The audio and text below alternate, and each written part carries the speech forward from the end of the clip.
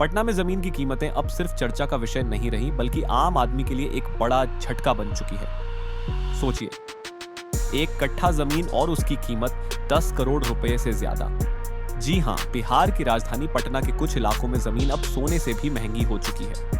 आज के इस वीडियो में हम जानेंगे कि आखिर पटना में जमीन इतनी महंगी क्यों हो गई, सबसे महंगा इलाका कौन सा है और बिहार सरकार द्वारा सर्किल रेट 400% तक बढ़ाने की तैयारी का आम जनता पर क्या असर पड़ेगा।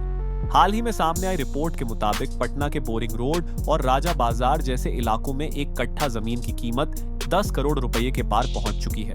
ये कीमत सिर्फ कागजों पर नहीं, बल्कि असली लेन देन में देखने को मिल रही है। रियल एस्टेट कारोबार से जुड़े लोगों का कहना है कि इन इलाकों में जमीन मिलना बेहद मुश्किल है और जो थोड़ी बहुत जमीन बची है उसकी डिमांड बहुत ज्यादा है। यही वजह है कि यहाँ जमीन के दाम लगातार ऊपर जा रहे हैं।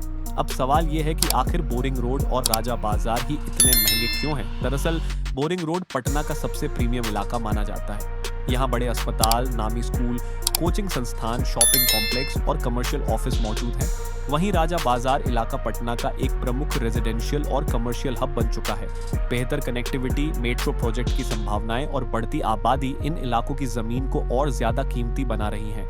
अब बात करते हैं सर्किल रेट की। बहुत से लोग ये शब्द सुनते तो हैं, लेकिन इसका मतलब पूरी तरह नहीं जानते। सर्किल रेट वह न्यूनतम कीमत होती है जिससे कम पर सरकार जमीन या मकान की रजिस्ट्री नहीं होने देती।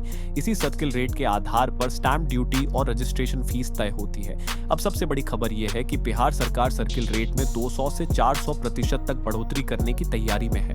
अगर यह फैसला लागू होता है तो जमीन और मकान की रजिस्ट्री पहले से कहीं ज्यादा महंगी हो जाएगी। सरकार का तर्क है कि मौजूदा सर्किल रेट मार्केट रेट से काफी कम है, जिसकी वजह से राजस्व को नुकसान हो रहा है। इस अंतर को खत्म करने के लिए सर्किल रेट बढ़ाया जाना जरूरी है, लेकिन इस फैसले का सबसे बड़ा असर आम जनता पर पड़ेगा। मध्यम वर्ग के लोगों के लिए घर खरीदना और भी मुश्किल हो जाएगा।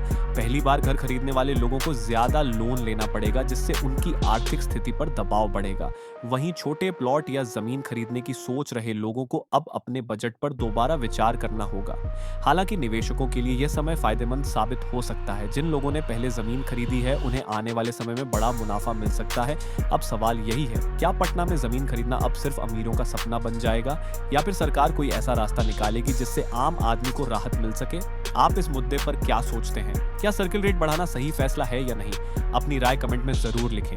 वीडियो पसंद आया हो तो लाइक करें, शेयर करें और ऐसे ही सच्चे और विश्लेषणात्मक वीडियो के लिए ट्रेंड एंड ट्रथ चैनल को सब्सक्राइब जरूर करें।